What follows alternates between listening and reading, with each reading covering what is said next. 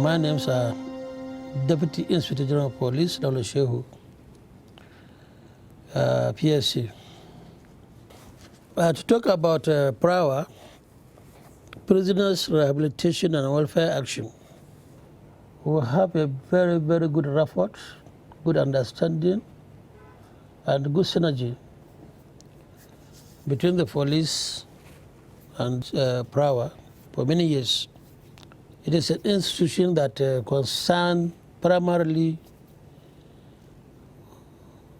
on respect of dignity and human rights, which the police are supposed to be part of it. And also capacity building to the police to enable them to perform effectively and efficiently in conjunction with the fundamental respect to the fundamental human rights as enshrined into the Nigerian constitutions of 1999. It's very, very beneficial, and at the same time in building capacity and enabling the police officers to perform credibly when they go out to discharge their duties. The police is an organization that deals with all kinds of human beings. When they come across a police officer, they deserve to be respected by police in ensuring not only their security and safety, but also in respecting their dignity and human rights. So in a nutshell, the training and retraining we are getting from the PRAWA is to enable us have police that will function and discharge their duties in a most standard and acceptable manner by members of the public. At this juncture, I want to say kudos. Welcome to the Nigeria Police Force online training.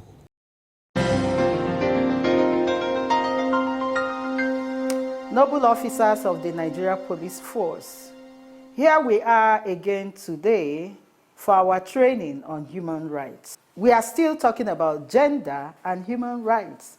And today, the focus of our topic is on gender lens in handling human trafficked victims. What is the lesson objective?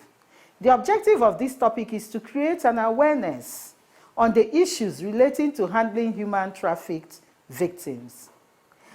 And what is the expected outcome? It is expected that the trainees, participants, would at the end of this lesson become aware of the social construction of gender and its implication, and equip them on effective ways of addressing the problem of human trafficking. What is human trafficking? Human trafficking can be defined as the recruitment, transfer, transportation, harboring, and receipt of persons by means of blatant force or violence or subtle inducements that capitalize on an individual's vulnerability to achieve consent for the purpose of exploitation. So the key words there is recruitment, transportation, exploitation, inducement, and the fact that the victims are usually vulnerable persons. It's equally good to point out here that mostly the perpetrators of trafficking are persons that are well known to the victims. When we talk about exploitation, usually such exploitations are for the purposes of prostitution and other forms of sexual violence, We equally have forced labor, slavery or slavery-like practices. And underneath all these are willful deception and coercion. At times, you see people come back to the village, look at the persons from very poor background, and go to them to say, I want to take you to the city. When we get there, you will be working in a supermarket. Let me take your daughter to the city to work in one place or the other, in a factory. But that is not the real reason that they are taking such people. They will go there and change the mission into another thing and exploit the people in one way or the other. Now, the fact that is trafficking nullifies that initial consent, because that consent is not a valid consent. The consent was not given for the purpose which these persons are made to serve wherever they get to.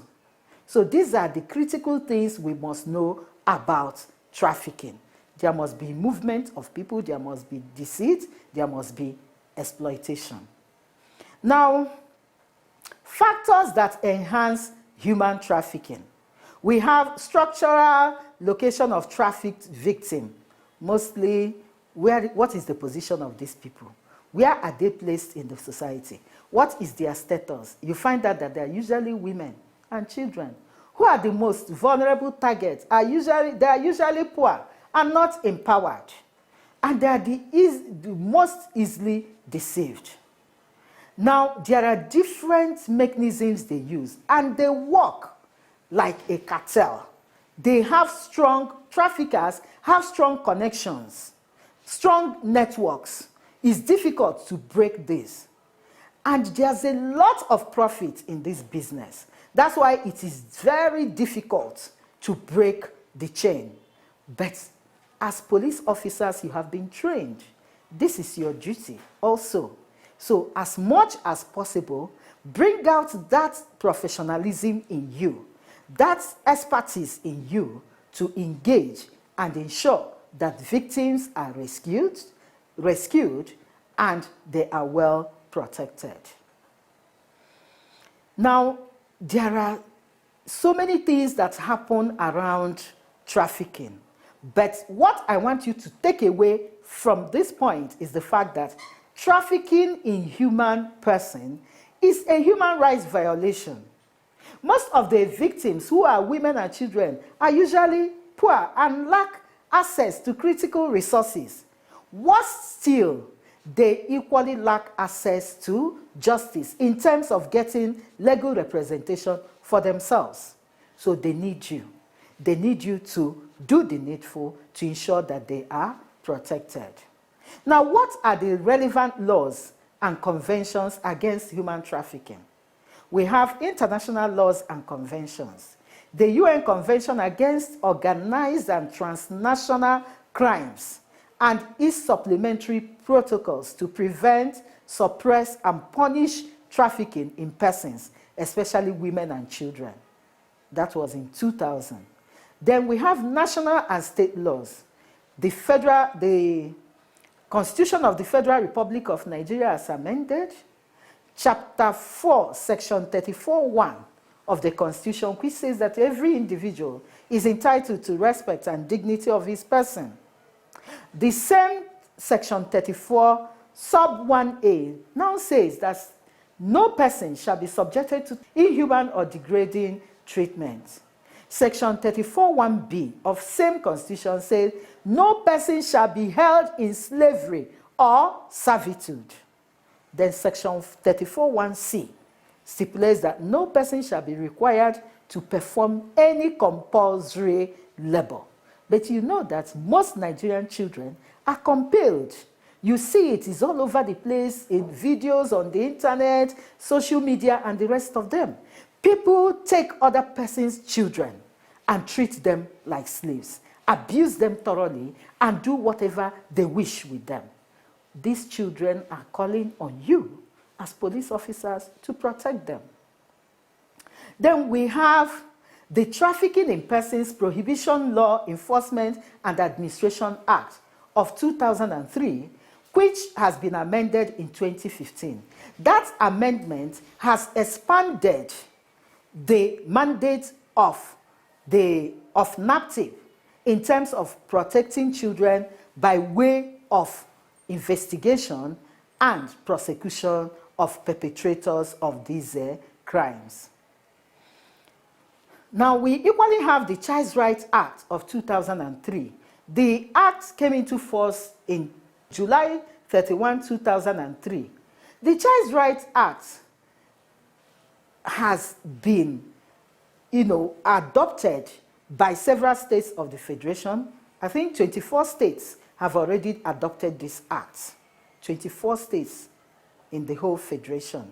Now, the call we are making, because there are several provisions in this act that protect children, and we are calling on all the states of the Federation, the 36 states, and the Federal Capital. Of course, Federal Capital Territory has the law already. But these other states that have not yet adopted the Child Rights Act, we are appealing that this act be adopted in these states to make the work of the Nigeria police officers easier for them, because there are a lot of provisions in the act that provide the kind of protection children require in the hands against traffickers in human persons. Thanks.